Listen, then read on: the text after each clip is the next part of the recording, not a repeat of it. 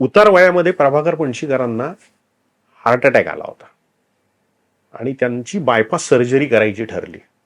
आणि त्यावेळचे अतिशय प्रसिद्ध सर्जन डॉक्टर नीतू मांडके पुढे दुर्दैवाने गेले. ते त्यांची बायपास सर्जरी करणार होते.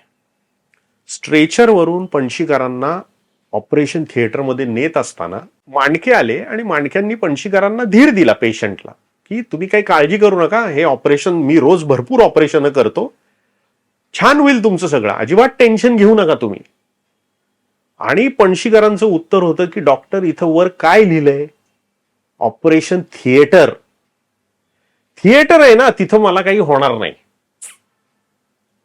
एवढंच नव्हे तर त्यांनी सांगितलं की आजपासून 1 महिन्यानंतर मी नाटकाच्या प्रयोगाला स्टेजवर उभा राहतो की नाही बघा. आणि त्यांनी केला प्रयोग. हे या लोकांचं डेडिकेशन आहे.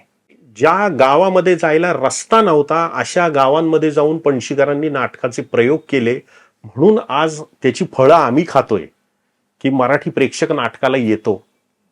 या लोकांनी पैशाचा विचार केला नाही. यांची कुटुंब सफर झाली बऱ्याच प्रमाणात, पण आपलं नाटक हे जास्तीत जास्त लोकांपर्यंत पोचलं पाहिजे.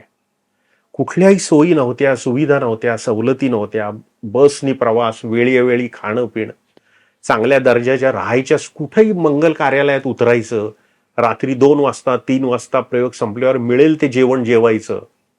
असं करून या लोकांनी हजारो प्रयोग करून अनेक गावं नाटकाची सेंटर्स म्हणून उभी केली.